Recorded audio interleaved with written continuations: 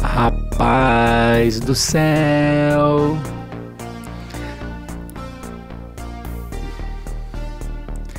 é o rapaz do céu, rapaz do céu, rapaz do céu, rapaz do céu, rapaz do céu. É o rapaz do céu, é o rapaz do céu.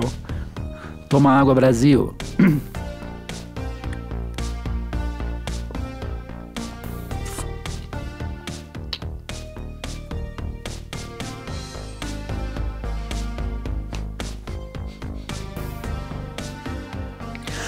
Rapaz do céu, rapaz.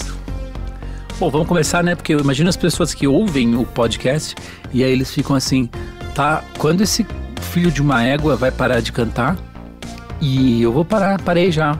Então, hoje eu tenho umas histórias boas pra contar pro Brasil, tá?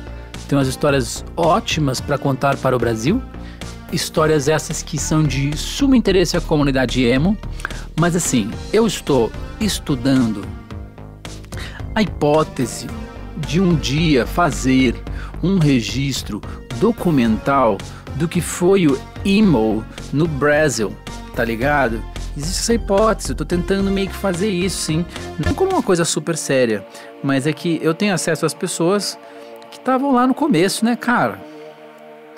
Eu tenho acesso às pessoas que estavam lá no começo da porra toda. Dito isto, é muita história para contar, mas assim, esse podcast, ele não é exatamente um podcast de storytelling, mas a gente pode fazer o que a gente quiser nessa porra, Brasil. Então, eu vou responder perguntas, eu não vou estar tão no chat, mas eu estou aqui, né, cara? Eu estou aqui. E isso pode virar o piloto talvez de uma série de podcasts. Por que não, né? Mas assim, eu queria falar sobre a cena porto-alegrense. Eu não sei quantos anos você que está me ouvindo aí na sua casa tem, mas a cena porto-alegrense, a gente pode pegar o emo e dividir em cenas. Em cenas não, em localidades, tá ligado? E essas localidades, assim, as mais... que lançaram mais bandas, eu diria que é Rio de Janeiro, São Paulo, alguma coisa de Porto Alegre, meio que por causa da Fresno e de muitas coisas que vieram depois. E tem o que? Curitiba? Tem várias paradas, rapaz. Mas o grande lance é que existe jeitos de contar isso, tá ligado? A história tem que ser contada não por épocas ou não por estilos, porque o que eu tenho respondido aí nas entrevistas por aí é o seguinte: o emo, ele é como se fosse uma nuvem, e uma nuvem não obedece fronteiras, ela se espalha por cima de um mapa. E esse mapa sendo os países, os estilos musicais definidos, essa nuvem cobre esses bagulho, ela não obedece exatamente esses estilos musicais. Então a mesma nuvem que está sobre o hardcore melódico, ela também pega o pop punk, ela também pega o indie, ela também pega, enfim,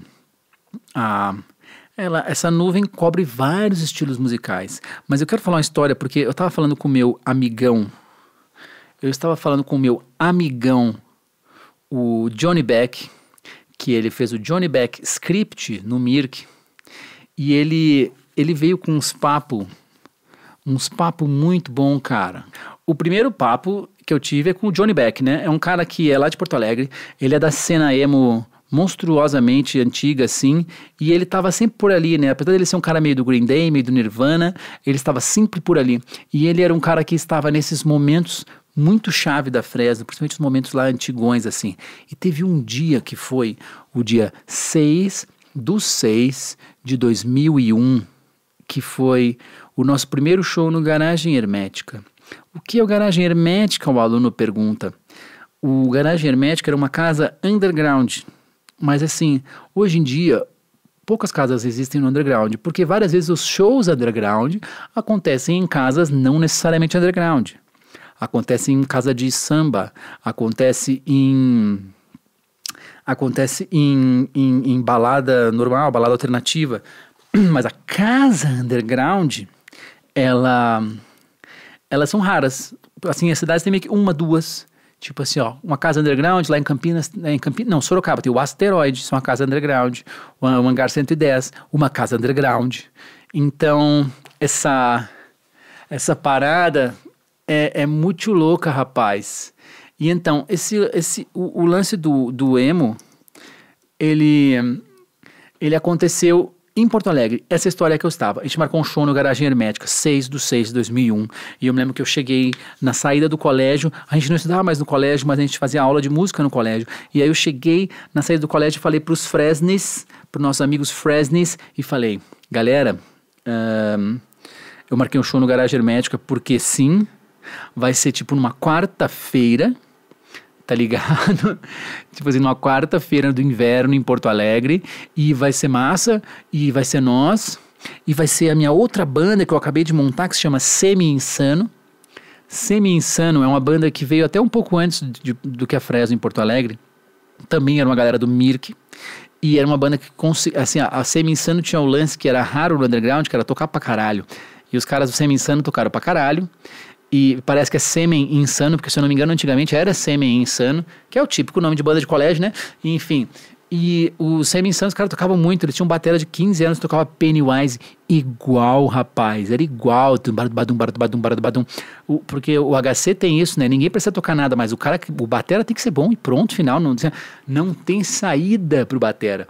E aí, velho, eu entrei pro Sêmen Insano, porque o meu sonho era tocar no FX. No FX, o aluno pode perguntar, era uma banda que era lá da Califórnia e definiu o HC melódico. O HC melódico, que é essas músicas que tem rápido pra caralho. Basicamente é isso. E ninguém conseguia tocar. A Fresno, nós éramos incapazes de tocar, nem todo mundo gostava. Na Fresno não tinha só a galerinha do HC, né? Tinha galera de tudo quanto é coisa, de todos os backgrounds, então não era exatamente uma banda de HC. Que isso lá na frente virou o quê? O segredo da Fresno. Mas vamos lá. Aí eu tocava na Semi-Insano e a gente tocava os HC, mas era perfeito, mano. Pelo menos na minha memória, né? Se eu for ouvir hoje, talvez fosse uma bosta. E aí a gente mandava os NoFX, os Pennywise, os Lagwagon, que o que é isso? HC melódico da Califórnia, vídeo de surf, vídeo de skate, jovens de cabelo colorido, fazendo tum-badum-badum. Então, rapaz, isso era muito excitante para um cara no final dos anos 90 que não curtia muito. Aí o mais próximo que tinha disso no Brasil era Raimundos e Baba Cósmica.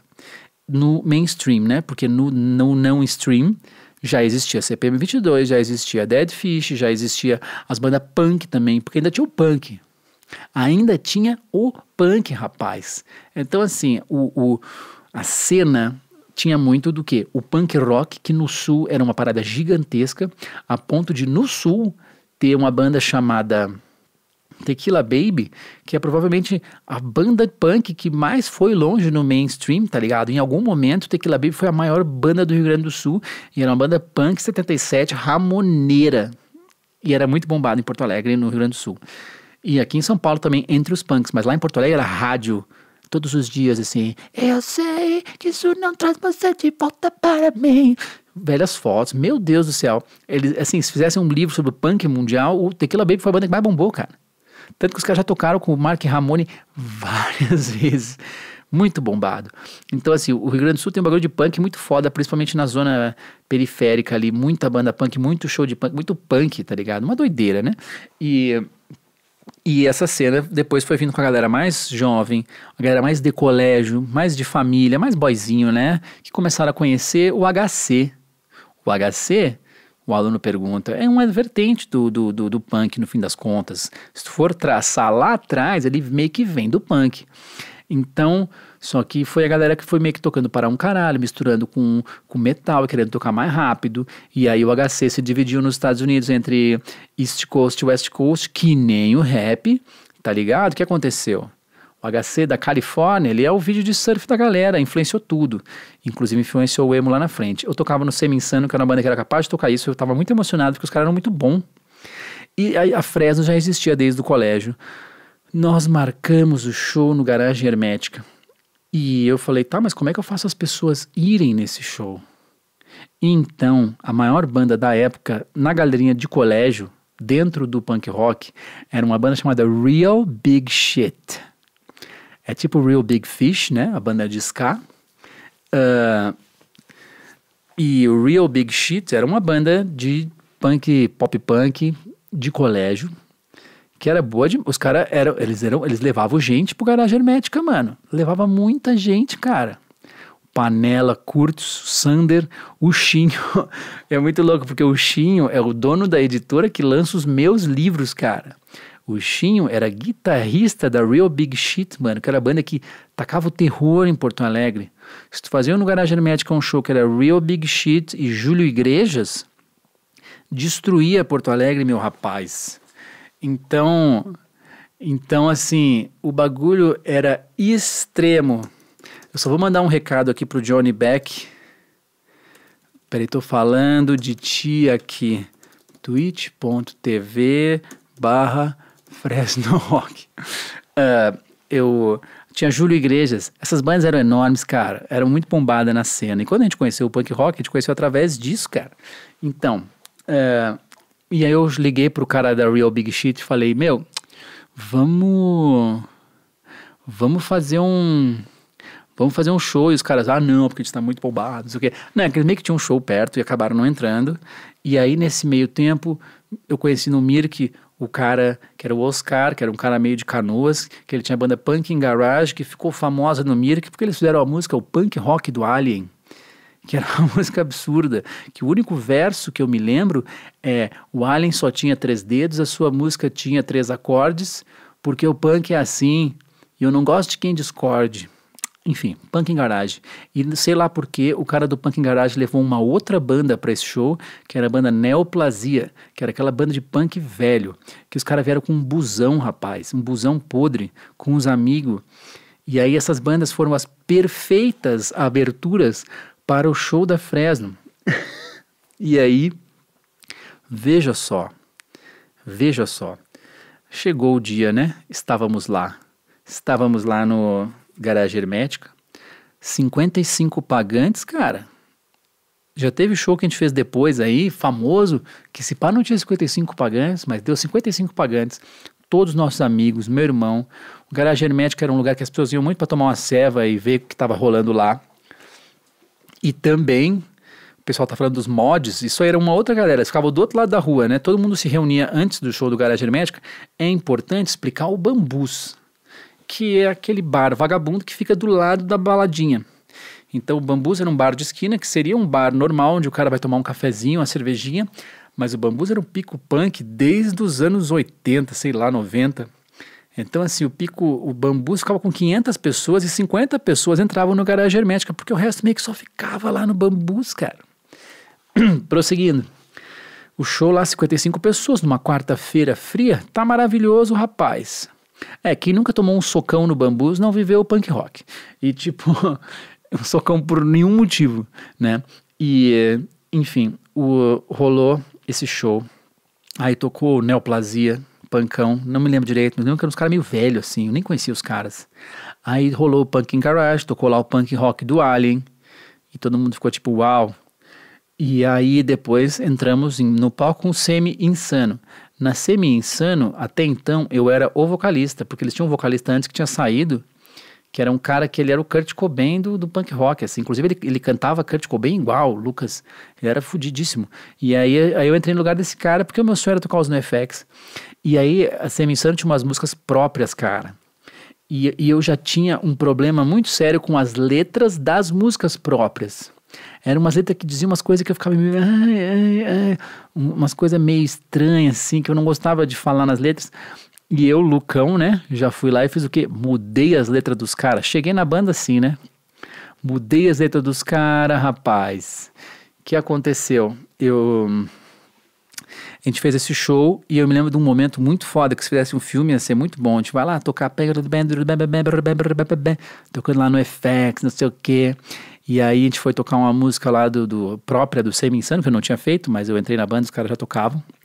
E aí, meu rapaz, eu tava lá, quando eu fui cantar o refrão, o outro guitarrista pegou o microfone dele e cantou o refrão mais alto que eu. E eu fiquei, nossa. Porque na hora ele me disse, olha, eu vou cantar essa porra aqui. E aí eu me lembro que eu fiquei meio mal. Fiquei meio assim, bah, que merda. Mas enfim, o show rolou, foi maravilhoso, todo mundo gostou. E aí depois teve o Fresnão, né? Na época, o Fresnão tinha um outro vocalista, né? Que era o Leandro Pereira. O apelido dele era Nego. E ele era um apelido muito problemático hoje em dia, né, cara? Porque Porto Alegre tem negro pra caralho. Não é isso que vocês veem às vezes, assim.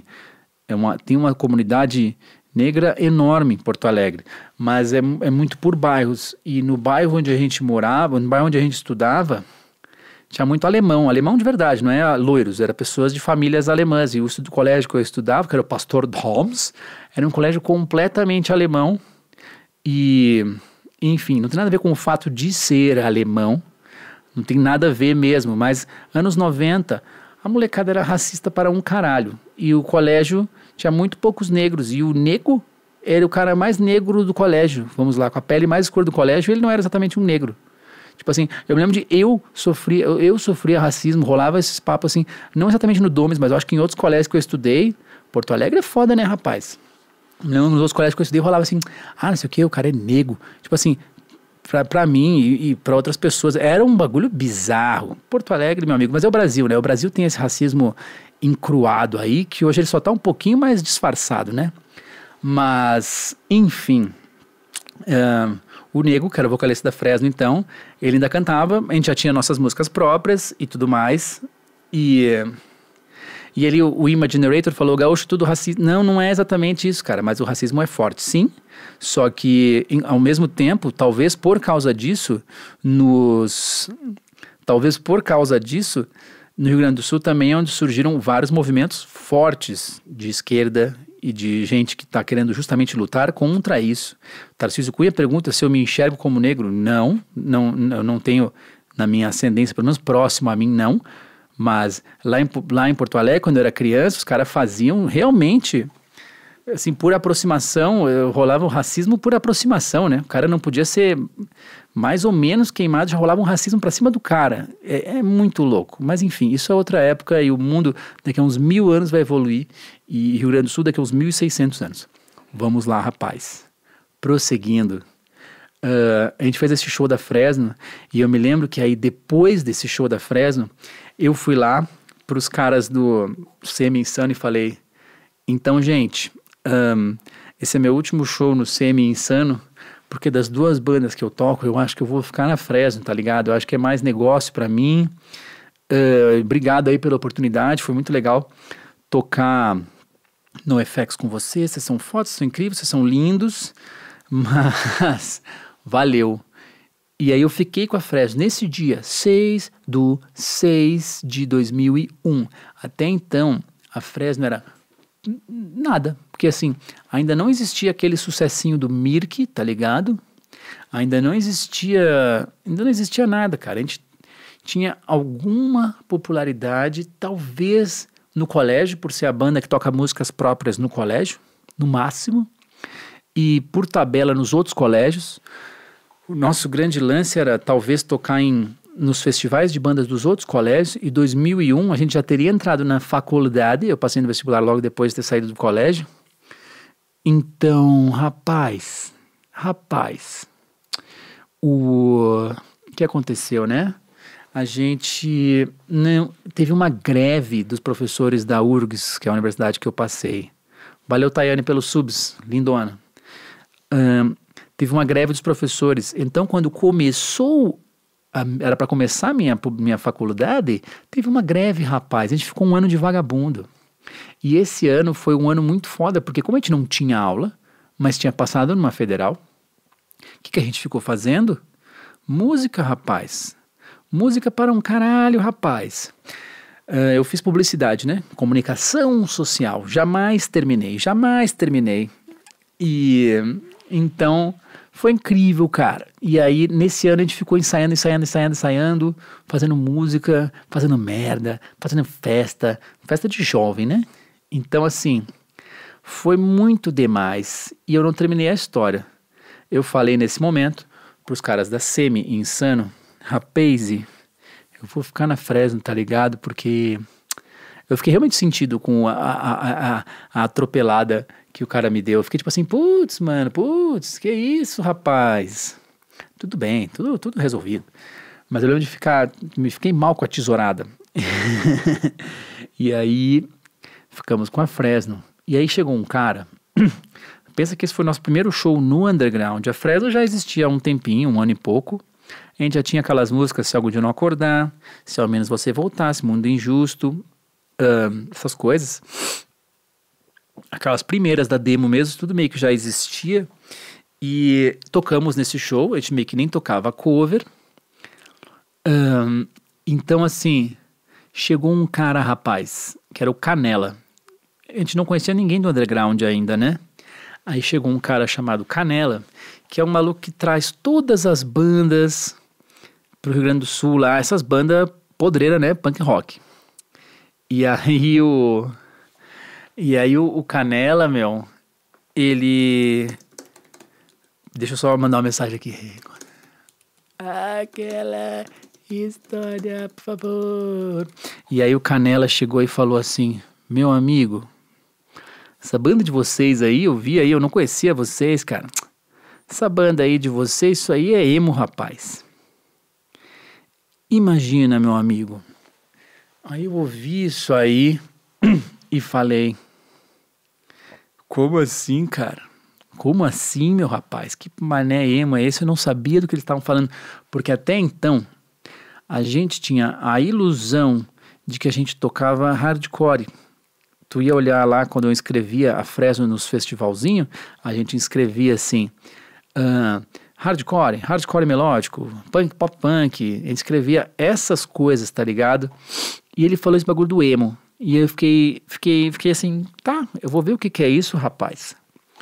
O Canela lançou essa braba aí, e eu fui atrás, né, fui no KD, cara, nem tinha Google direito, né, eu fui no KD e procurei bandas emo, e aí apareceu as bandas que eu vinha ouvindo, né, muitas coisas que eu tinha ouvido assim, enfim, falava sobre At The Drive-In, que era uma banda que eu gostava muito, e também falava sobre como esse emo antigo, era um site preto assim, que era como se fosse um manual do emo, né, e esse site dizia assim, inclusive sobre o que eles chamam de fake emo isso, emo aquilo, aqueles papo chato de rotulador, mas tinha muitas bandas que eu falei, putz, cara, eu gosto dessas bandas aí, rapaz. E aí eu me lembro que eu fui lá no Fotolog da Fresno, anos depois, né? E aí eu me lembro que eu comecei a falar assim, o que vocês tocam? Emocore, né, bicho? Emocore, tá ligado? Porque isso resolvia, mano. Sabe por que resolvia? Porque a gente, quando ia tocar com umas bandas tipo Muqueca de Rato, a gente olhava assim, tá, a gente não é punk rock, né? Não é exatamente hardcore. O conteúdo das letras é outro, a sonoridade pode até ter um pouco a ver. Então a gente ficou meio, putz, então assim, não servia, né? E era muito devagar para ser hardcore. Tem uma música da Fresno que é hardcore, que é Se Ao Menos Você Voltasse.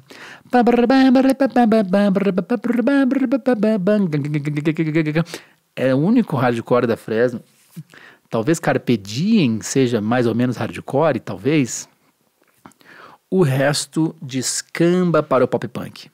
E como eu disse, o emo é uma nuvem, principalmente no Brasil. A gente não pode analisar o emo brasileiro com a régua do emo americano, onde os caras inventaram a hipsterice, os caras inventaram o underground que a gente conhece, o pensamento do zine, tudo isso são culturas que o Brasil importou. De fato, são culturas externalizadas que a gente só se apropriou e digeriu e regurgitou de uma outra maneira.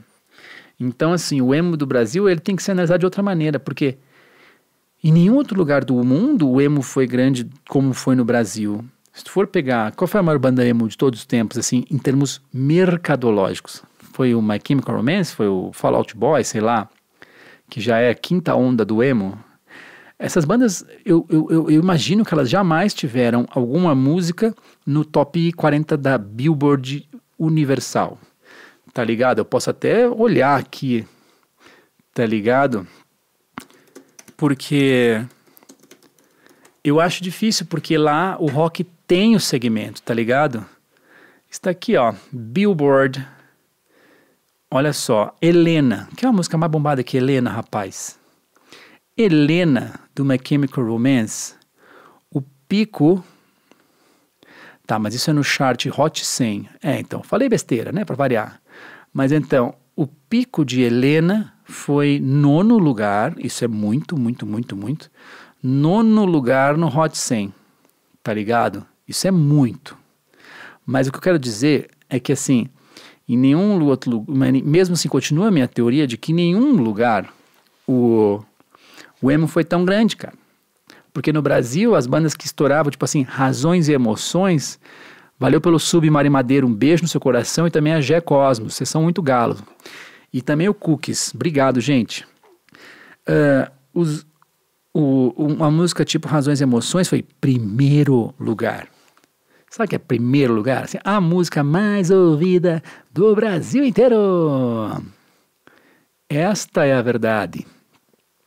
E as outras músicas, hits dos caras, tudo quase não entraram no 100. Isso é só para vocês terem uma ideia, rapaz.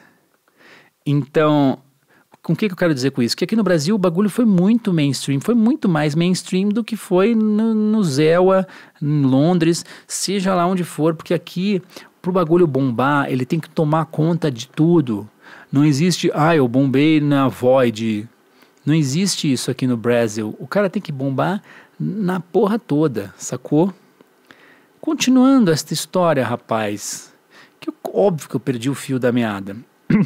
Continuando essa história, o cara falou do emo, e eu fui atrás, eu vi que essas bandas eram emo, aí eu falava, mano, porque Mocore é isso aí, e aí eu entrei nessa viagem. E é muito importante falar também sobre o Cooper, que era o cara que ficava cavocando as músicas.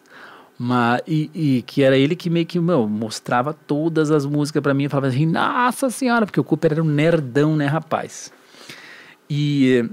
Mas aí foi isso, assim, teve este dia. Porque agora que a gente tá ficando velho, a gente começa a encontrar relação em tudo, né, rapaz? A gente começa a encontrar a relação das paradas. Valeu, Kaique, pela subscription, é nóis, hein? A gente começa a encontrar relação, porque assim, eu fico assim, mano, aquele dia foi definitivo. E aí o Johnny Beck, esse meu amigo, ele já veio mais profundo. Ele, Lucas, esse dia foi o dia em que foi fundado o emo. Tipo assim, ele falou, cara, este dia foi o dia que fundou o emo, pelo menos o de Porto Alegre, tá ligado? E aí eu falei, nossa, ele tem alguma razão, porque assim, o de Porto Alegre, sem dúvidas, cara. E aí, movido por isso, eu comecei a pensar assim, tá, como o emo se formou nas outras cidades. Valeu, Guitras, é nóis aí, obrigado, hein, pelo sub. Como o emo se formou nas outras cidades, cara? Porque, essa aqui é a conversa que eu tive com o Johnny Beck, é texto, tá? Ele falou, cara, eu estou nesse exato momento com o Canela, tentando descobrir o momento exato em que o Canela falou a palavra emo pra ti. Tentando descobrir como surgiu isso no Brasil. Lembra se foi no show do Garage com Semi-Insano, num dia de semana? Eu falei, sim. Teria sido ali o surgimento do emo brasileiro? Aí eu falei, não, tá ligado? Não, por quê? Porque o emo brasileiro, em outras cidades, ele começou diferente, rapaz. Assim, em São Paulo, o emo já estava fumegante, cara. Tá ligado? Porque São Paulo, as paradas é metrópole demais, as pessoas são viajadas, as paradas chegam antes. E aí eu pensei, eu acho que o emo chegou primeiro eu acho que o emo chegou primeiro em São Paulo, tá ligado? E aí eu mandei uma mensagem, ô Canela, tu sabe me dizer qual foi... Canela não, Koala, agora estamos falando do Koala, que pra mim, existe aí uma história do Koala, né? Todo mundo fala que Danger Drive foi a primeira música emo real do Brasil. E aí eu mandei uma mensagem pra ele, cara, quando foi que tu fez Danger Drive, que é uma música de 97, 98, quando foi que tu fez Danger Drive e quando foi que alguém falou pra ti que tu era emo? Porque a minha teoria é, todas as pessoas que ouviram todas as pessoas que foram depois rotuladas como emo, tipo assim, essa banda aí é emo, todas essas bandas, quando elas estavam fazendo o seu som, eles achavam estar fazendo outras coisas, tá ligado? Então, e no Brasil o bagulho foi muito grande, cara. O bagulho foi muito, muito, muito enorme, rapaz. Então eu fico pensando assim, meu Deus, o que aconteceu, rapaz, para que isso fosse desse jeito, né? E aí eu perguntei pro Koala, tá, meu, me fala aí, como foi em São Paulo? Porque em Porto Alegre eu sei, porque eu estava lá e o cara que falou a palavra emo falou para mim. E aí o Koala respondeu, vamos ver se vai dar certo aqui. Eu perguntei, tá, meu, conta aí quando foi que tu ouviu. Aí ele mandou essa mensagem aqui, ó. Então, Lucas, eu acho que realmente a gente tava compondo Dear Life ali entre 97 e 96, 97. 1900. A gente tava fazendo essas músicas e aí o álbum saiu em 99 para 2000. Eu acho que a gente tava ouvindo muito hardcore melódico e indie. Nessa época, o termo emo... Valeu pelo sub aí, Leiro. Na verdade, eu já tinha ouvido falar, mas estava mais relacionado com coisas tipo da Discord, tipo as coisas de Washington, assim, que eu me lembro de descobrir o selo da Discord e baixar várias bandas. Discord, né, Pra rapaz? ouvir, pra tentar sacar essa onda, assim. Fugazi, né, rapaz? E aí nesse bolo eu acabei conhecendo um monte de outras coisas, tipo Husker Du, que tipo é um pós-hardcore também ali, se a gente for ver, né? Que já entra nessa onda, assim. E eu acho que no Brasil, cara, talvez o Personal Choice, que eu me lembre que já tinha essa alcunha, e a galera falava disso já enverdurada, etc. Eu acho que o emo chegou no Brasil muito pela galera do hardcore mesmo, sabe? Tipo, não foi um movimento que chegou isolado, assim, do mesmo jeito. Então, ele me deu uma informação pra lá de importante, que é o quê? Que é o bagulho que eu defendo. Pessoas falaram, Lucas, por que tu botou Dead Fish na playlist sobre emo? Cara, porque Dead Fish é hardcore, mas a nuvem do emo, ela está também por sobre o hardcore. Os caras ouvem Hot Water Music, os caras ouvem várias bandas que são quase ali no emo, rapaz. Inclusive eu quero agradecer a Mona Galvão, você eu conheço há 1000 anos, né? O MB Jean e o Big Big Ones pelo subscrição. Para quem não sabe do que eu tô falando, caso tu esteja assistindo somente o podcast, o subscrição é uma coisa que quem está vendo a gente na Twitch agora ao vivo faz. A pessoa nos ajuda com uma subscrição, né? Quem gosta de... Quem tem Amazon Prime pode nos fazer essa subscrição sem gastar 1 centavo, tipo o Gus Turing que acabou de fazer agora. Então, muito obrigado. Isso nos ajuda financeiramente e nos ajuda a fazer com que nossas lives, nossos streams sejam cada vez mais cavalas. Então, continuando a ideia do Canela, é isso, mano. O emo em São Paulo tinha as bandas fazendo hardcore, um estilo que eu nunca mais ouvi falar, que eles falam que é guitar ou garage, que é o quê? Um rock alternativo distorcido, mas que tem umas coisas meio, sei lá, pra mim, assim, quando eu penso em guitar, eu ouvia isso quando os caras falavam de umas bandas meio Weezer, só que mais sérias, tá ligado? Mas que era tipo um indie com guitarra para um caralho.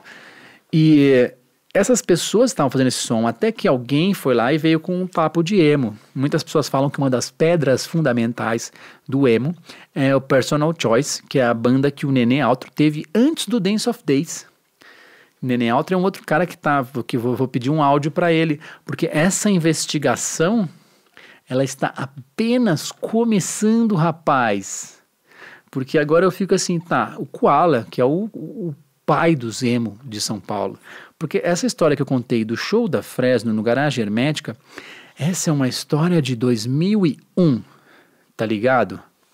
O Dear Life do Reitinho, tá ligado? O Dear Life do Reitinho é um álbum aqui tá 2000, mas esse álbum estava sendo feito em 2000, em 98, 99. E quando a gente fala de emo, é meio que isso aqui, ó. Guitarra limpa, porra. A gente ia fazer o show com as bandas de hardcore e a gente começou a não se sentir hardcore porque a gente pedia para os amplificadores terem um foot switch, que é um negócio que vai trocar o som limpo para o som sujo, rapaz. E o show de punk rock de hardcore, ele não tem isso. Então eu ficava tipo assim, cara, como é que a gente vai fazer o nosso som, tá ligado? Se não tem o foot switch pra gente tocar isso aqui. Só que no caso o Reitinho tocava isso lindamente.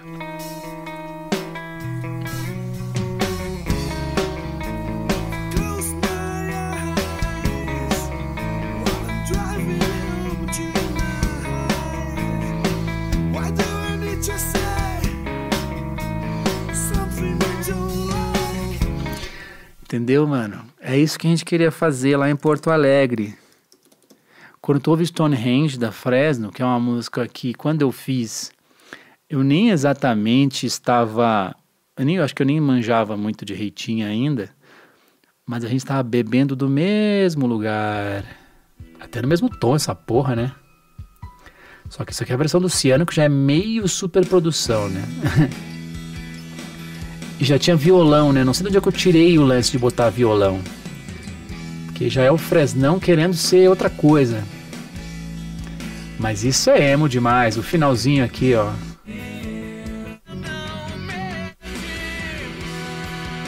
Emo demais.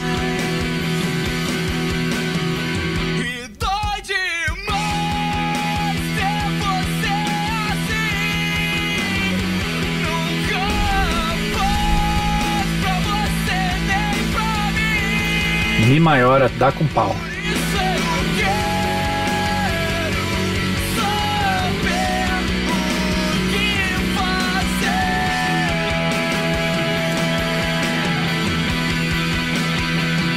Sacou, mano? Isso é muito foda. E ao mesmo tempo, tinha gente fazendo isso em todos os cantos do Brasil, cara. E é isso que eu vou falar no próximo episódio. Porque agora virou uma série essa porra, né? Cadê a música dos... Ah, mano, o Opalas não tem a braba deles, que é essa aqui, ó. Como é que é o nome da música, rapaz? Enfim, que é... Eu percebi que essa cena estava acontecendo em vários lugares ao mesmo tempo. Porque se a gente for pegar... Já que eu não achei o Opalas, que eu posso mostrar no próximo, que eu vou falar só do Rio de Janeiro, tipo assim... pegar o Noção, se tu pega essa faixa aqui, ó, tem mais HC, né, mas se liga, aqui, ó, emo, rapaz, nossa, a gente tá hypando aqui, hein, quem foi o último live aí, o último sub, Leris, muito obrigado.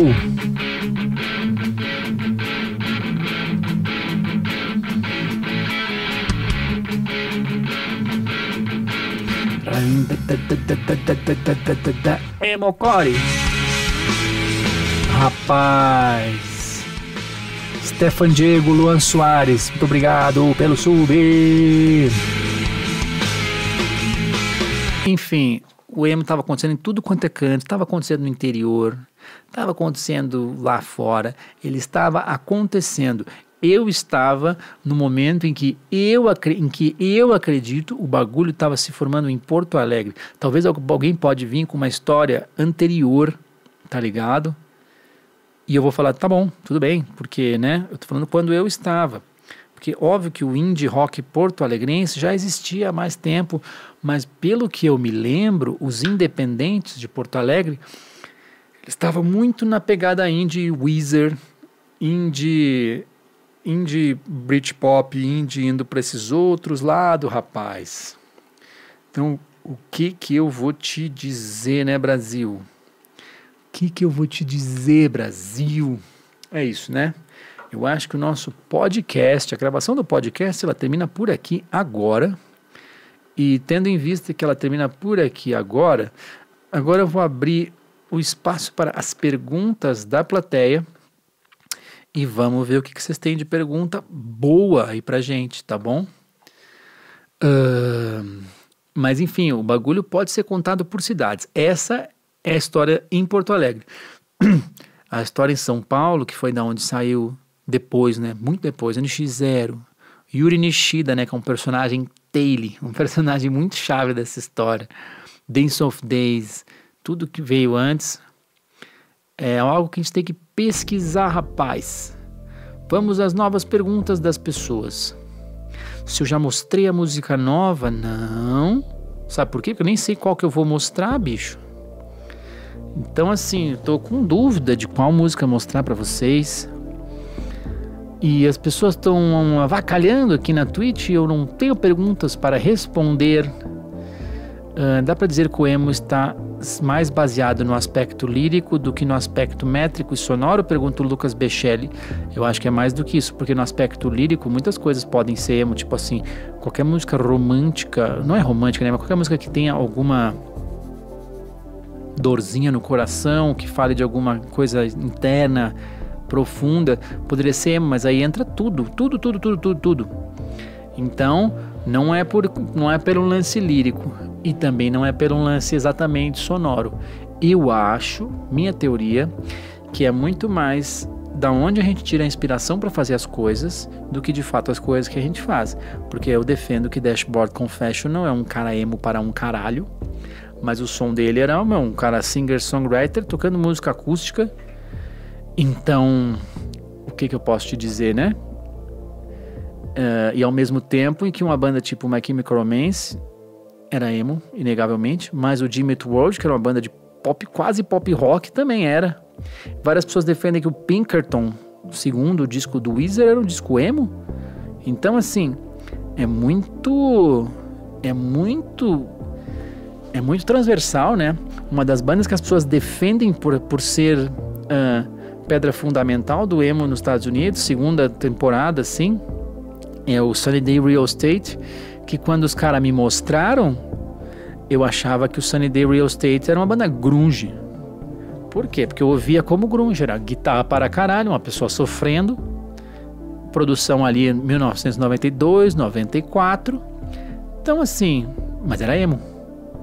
O que faz com que o Foo Fighters não seja exatamente uma banda emo, mas na formação deles existe o baixista do Sunny Day Real Estate, que é uma banda que vocês precisam ouvir, e o guitarrista do No Use For A Name, que é uma banda de HC, porém um HC bastante melódico e que os emos ouviam.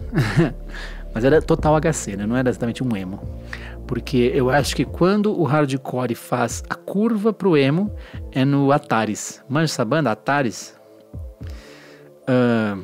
E aí as pessoas estão perguntando, assim, música triste não é exatamente emo. Então, eu acho, sim. E lembrando que eu não sou o dono da palavra, né? Mas a gente tem que ter limites, assim, né? Pra gente conseguir, pelo menos, organizar o nosso pensamento. O rótulo não vale nada, mas ele nos ajuda a organizar o pensamento, a falar sobre as coisas, rapaz. Então... Aí, os caras já estão com o papo que Nirvana era emo. Mas era vizinho, tá? O college rock, o rock americano, o indie, alternativão era total vizinho do que tinha de emo rolando na mesma época, tipo, porque tava rolando Fugazi. Tu vai pegar o baixo do Flea, do Red Hot Chili Peppers, o baixo dele tem um adesivo do Fugazi, e para muitas pessoas o Fugazi é uma das primeiras bandas emo de todos os tempos, rapaz. Então, a outra pergunta é o que veio depois do emo? A Mariana pergunta, eu sei lá o que veio depois, porque o emo ele veio e ficou, só que ele só foi mudando de, talvez até de sonoridade, de estilo, mas ele tá meio que aí, né? Eu imagino que ele tá hoje em outras praias e tem muitas pessoas num rolê de voltar com a sonoridade emo raiz mesmo, aquela sonoridade emo raiz que nem nós fizemos, Fresno, tipo assim, porque a gente nunca fez o emão raiz, né? Então assim, tem banda tipo Raça, botei até na minha playlist lá, Gordura Trans, Terno Reis. Essas bandas aí estão fazendo o quê? Um som que pra mim eu falo, isso é emo. Porque parece muito o zeminho antigo que nós ouvia lá atrás, né, rapaz? Parece. Só que lá atrás a gente era incapaz, a gente não dominava os timbres pra fazer isso. Então, é isso, né? Eu acho que com isso eu estou encerrando não esta transmissão na Twitch, mas eu estou encerrando esta gravação. Pera aí que eu estou encerrando essa gravação de podcast, tá ligado? Aí agora que o Johnny Beck falou, vou te mandar um áudio explicando esse dia. Então se ele mandar no próximo 1 minuto a gente vai falar. Eu queria agradecer a todo mundo que está ouvindo esse podcast. Eu queria agradecer a todos os nossos seguidores da Twitch que estão vendo a gravação deste podcast ao vivo e a cores agora. O que mais eu queria fazer? A rigor seria isso, né? E agradecer a todo mundo que entrou lá na Twitch, que fez com que a gente tivesse 10 mil seguidores, cara, em 1 mês e pouco, 40 dias de Twitch, rapaz. Então, ó, o Sérgio Bessa acabou de ser nosso sub hoje, o Henrique Filho 88 também assinou nosso subscriber, ele é subscriber do nosso canal na Twitch, ou seja, ele nos ajuda financeiramente, apenas dizendo ajudar o Fresnão. E para isso é só ele sincar o Amazon Prime dele com o Twitch Prime, e ele pode dar um sub desse, nem pesa no bolso, o cara não precisa fazer nada. Também queria dizer que as camisetas estão sendo enviadas, as camisetas do Fresnão, esta semana. Eu vou até me informar agora, porque elas estão sendo meio que enviadas. E o que mais que está acontecendo? E as cestas básicas também estão chegando aos seus destinatários, cara. Porque a Quarentemo foi forte, mano. Foi muito forte a Quarentemo, cara. Como vai ser a Quarentemo 2, galera? Pelo amor de Deus, Brasil! Meu Deus do céu. Flávio Grunge, muito obrigado pelo novo sub. Muito obrigado, seja bem-vindo à Galícia. Partiu o LOLzinho? Não, eu tenho que instalar ele no drive externo, rapaz. Tá dando com problema. Então, assim, quando eu puder gravar um novo episódio de podcast, eu vou investigar o emo no Rio de Janeiro. Aí o Felipe fala, Quarentemo 2 sem picotar o áudio. Teve algum picote de áudio aqui na Twitch agora? Não. Por quê? Porque essa plataforma é foda, rapaz. Nada contra o YouTube, que nos deu um puta apoio, mas assim, aqui é muito otimizado. Não deu um corte. Já tô com 100 horas transmitidas aqui e não deu um picote. Se deu picote é por minha culpa. Porque eu fiz alguma besteira aqui. E esse é o mesmo sistema, mesmo som, mesmo microfone, mesmo tudo. Pra tu ver, né, rapaz? Mas é a internet de vocês, é o novo meme, né? Hashtag é a internet de vocês. Sim, vai ter uma outra live em algum momento, tá? Vai ter. E enfim, é isso. Muito obrigado, caras. Eu queria mandar um abraço pro Johnny Beck, né? Que é ele que começou esse papo aí comigo. Ele começou esse papo que me deu vontade de dizer, nossa, tem que haver essa investigação documental do que foi o emo no Brasil. Não é, rapaz? E você que faz parte aí do grupo Sua Alegria Foi Cancelada do Facebook, saiba que estamos em season finale. Dedo no cu e gritaria, a galera tá desesperada. Como, assim, se vocês fizeram amigos no grupo, eu acho que provavelmente vocês têm um outro meio de contactá-los, né? Porque agora o lance é o Discord, cara. Discord. Baixa aí, Discord. É uma plataforma onde tem servidores em que tu fala com as pessoas. Tá ligado? Então, é isso. Lá o que? A comunidade é nova. Comunidade nova é fluido. A galera tá pirando. E se você é um apoiador subscriber aqui do nosso canal da Twitch, tu tem o sub-Discord, onde fica só os subs. E a gente pode fazer coisas juntos, mas quem também não é, vai lá no Discord, tá tudo certo, cara. E quem baixou Twitch por causa da Fresno, seja bem-vindo. O bagulho é bom, tá? Agora eu vou... O Johnny Beck acabou de mandar o áudio contando essa história. Vamos lá, boa noite, vamos ficar com o áudio do Johnny Beck, resume esse dia. Eu nem ouvi, né, então talvez ele mande uma nude aqui. Fala, rapaziada, beleza? Então, eu sou o Johnny 420, tô online aqui na live também.